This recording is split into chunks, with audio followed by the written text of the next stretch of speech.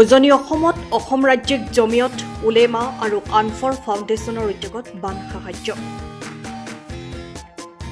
অসম ৰাজ্যিক জমিয়ত উলেমা আৰু আনফৰ ফাউণ্ডেশ্যনৰ উদ্যোগত উজনি অসমৰ বান বিধ্বস্ত অঞ্চলসমূহৰ বানাক্ৰান্ত ৰাজ্যক সাহায্য প্ৰদানৰ বাবে এটা বিশাল দল আহিছে উজনি অসমলৈ। যোৰহাট, শিৱসাগৰ আৰু চৰাইদেউ জিলাৰ বানাক্ৰান্ত ৰাজ্যলৈ এই দুয়োটা অনুষ্ঠান একত্ৰিত হৈ আগবঢ়াইছে বান সাহায্য।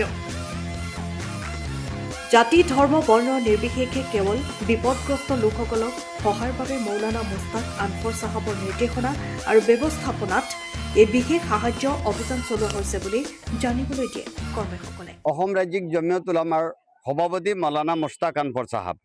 মৌলানা মুস্তাক আনফৰ চাহাবৰ নেতৃত্বত, নিৰ্দেশনাত আৰু ব্যৱস্থাপনাত ৰাজ্যিক জমিয়ত উলামা আৰু আনফৰ ফাউণ্ডেশ্যন ইউনাইটেডভাৱে আমি দুটা সংগঠনৰ টীম আমি একেলগে আহিছোঁ।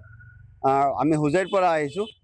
ইতিমধ্যে অসমৰ যিটো প্ৰলয়ংকাৰী বান হৈছে, এই বানে ইতিমধ্যে উজনি অসম বিধ্বস্ত কৰিছে। উজনি অসমৰ ইতিহাসত এনেধৰণৰ বিধ্বংসীকাৰী বান কেতিয়াও হোৱা নাছিল, কাহানি হোৱা নাছিল। বহু মানুহৰ মৃত্যু হ'ল, বহু পশুধনৰ ক্ষতি হ'ল, বহু মানুহে নাখায়, নিপিন্ধি আশ্ৰয়হীন আৰু সৰ্বশ্ৰান্ত হৈ পৰি বিনিদ্ৰ ৰজনী পুৱাই আছে। আৰু এনেহেন অৱস্থাত মৌলানা আনফৰ চাহাবে খবৰটো পোৱাৰ লগে লগে আমাক নিৰ্দেশনা জাৰি কৰিছে যে উজনি অসমত য'তেই য'তেই বানপানী হৈছে, বিধ্বস্ত হৈছে, মানুহ বিপদগ্ৰস্ত হৈছে, সকলোৰে কাষত যোৱাটো প্ৰয়োজন।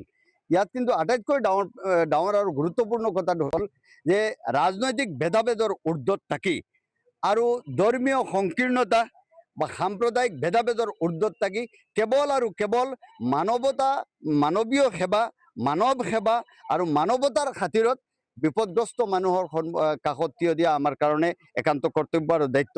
ইয়াত আমি কোনো ধৰ্মীয় বাদ বিচাৰ কৰা নাই। আপোনালোকে দেখিছে ইয়াতে শতকৰা হিন্দু মানুহ, কিন্তু আমি ইয়াতে আহিছোঁ, য'তেই আমাক কোৱা হৈছে আমি তাতেই গৈছোঁ। আমি আশা ৰাখিছোঁ যে আমি এনেধৰণৰ সেৱা যাতে আমাক ঈশ্বৰে, আমাৰ সৃষ্টিকৰ্তাই আমাক আৰু শক্তি দিয়ে, আমি কৰিব পাৰোঁ। আৰু যিসকলৰ ইতিমধ্যে বিয়োগ ঘটিছে, মৃত্যু হৈছে, তেওঁলোকৰ প্ৰতি আমি গভীৰ শোক প্ৰকাশ কৰিছোঁ আৰু শোকসন্তপ্ত পৰিয়াললৈ আমি গভীৰ সমবেদনা জ্ঞাপন কৰিছোঁ।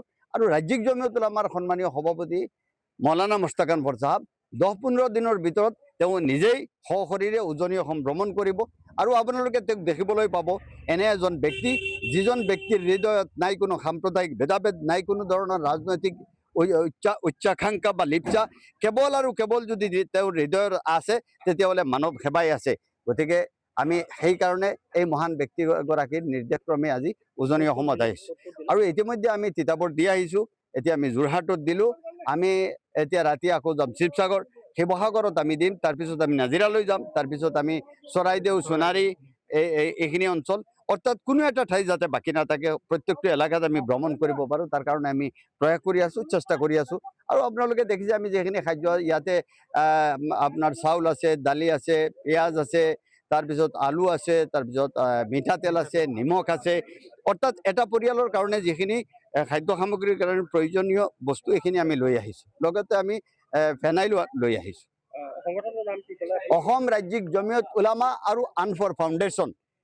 অসম ৰাজ্যিক জমিয়ত উলামা আৰু আনফৰ ফাউণ্ডেশ্যন, এই দুটা অনুষ্ঠান আমি একেলগে ইউনাইটেডভাৱে আহিছোঁ। তাত জেনেৰেল ছেক্ৰেটাৰীও আমাৰ লগত আছে, ইয়াতে আনফৰ ফাউণ্ডেশ্যনৰ জেনেৰেল ছেক্ৰেটাৰী আছে, মই ৰাজ্যিক জমিয়ত উলামাৰ অতিৰিক্ত সাধাৰণ সম্পাদক, আৰু ইয়াৰ আমাৰ যোৰহাট জিলা জমিয়ত উলামাৰ বিষয়ববীয়াসকল আছে, আমাৰ ৰহমান ভাই আছে বা আমাৰ মতিন ভাই আছে, আমি যোৰহাটৰ কমিটিও আমাৰ লগত আছে। মোৰ নাম কলিমুদ্দিন, মই additional general secretary Assam state Jamiat Ulama, আৰু ফিৰোজ আহমদ লস্কৰ, তেওঁ আনফৰ ফাউণ্ডেশ্যনৰ জেনেৰেল ছেক্ৰেটাৰী। আমাৰ অসম ৰাজ্যিক জমিয়ত উলামাৰ এডিশ্যনেল জেনেৰেল ছেক্ৰেটাৰী কোৱা মতে আমাৰ সন্মানীয় আনফৰ ফাউণ্ডেশ্যনৰ চিফ পেট্ৰন মৌলানা মুস্তাক আনফৰ, তেখেত অসম ৰাজ্যিক জমিয়ত উলামাৰ সভাপতিও হয়। তেখেতৰ নিৰ্দেশমৰ্মে ইয়াতে যি বান বিধ্বস্ত পৰিয়ালসকলৰ ওচৰত আমি থিয় দিছোঁ। আমি পৰ্যায়ক্ৰমে ৰিলিফ বিতৰণ কৰি আছোঁ। আমি আজি যোৰহাট দিছোঁ, তিতাবৰ দিছোঁ, আৰু সেইসময়ত যোৰহাটৰ কিছু অংকত আজি আমি দি যাম। লগতে আমি শিৱসাগৰত যাম, কালি শিৱসাগৰ আমি ড্ৰাইভ কৰিম, তাৰপিছতে চৰাইদেউ, নাজিৰা এইবিলাক অঞ্চলত আমি দিম। আমি 4খন ডাঙৰ ট্ৰাক আমি বুজাই কৰি আনিছোঁ, আৰু নেক্সট ফেজত তেখেত নিজে আহিব, আহি পেলাই আমি ছাৰ্ভে হ'ব, ঘৰ বাৰী কাৰ কিমান ক্ষতি হৈছে সেইখিনি তেওঁ বুজি ল'ব, আৰু সেই হিচাপত তেওঁ এইড দিব। কেনেকুৱা কাৰ কি প্ৰব্লেম আছে এইখিনি যি পাৰে তেওঁ সহায় কৰিব, তেওঁ এইটো আশ্বাস দিছে আমাক। আৰু মই বিশেষকৈ এই মানে আনফৰ ফাউণ্ডেশ্যনৰ কৰ্মকৰ্তা আজি কষ্ট কৰি তাৰ কাৰণে ধন্যবাদ দিছোঁ। আৰু মৌলানা মস্তাক আনফৰ চাহাবকো ধন্যবাদ। তেখেতে তাৰ পৰা অসুস্থ হোৱাৰ পিছতো আমাক সদায় খবৰ লৈ আছে কেনেকুৱা কি কৰি আছোঁ। আৰু মই এই অঞ্চলৰ এই ফ্লাড এফেক্টেড এৰিয়াৰ যিমান ফেমিলি তেখেতসকল ক্ষতিগ্ৰস্ত হৈছে, তেখেতসকলৰ ইয়াতে বহুত শুনিছোঁ কিছুমান মানুহ ঢুকাইছে, তেখেতসকলৰ পৰিয়ালবোৰলৈ মোৰ সমবেদনা জ্ঞাপন কৰিছোঁ। আৰু অলমষ্ট 7 লাখ পিপল যে এফেক্টেড হৈছে, মই চবৰ কাৰণে সমবেদনা জ্ঞাপন কৰিছোঁ। আৰু আমি ফেজ ৱাইজ আমি এইটো ৰিলিফ আৰু আগবঢ়াম বুলি আমি আশা ৰাখিছোঁ। সময়ৰ খবৰ সময়ত পাবলৈ ফ'ল' কৰক টাইম অফ আছাম।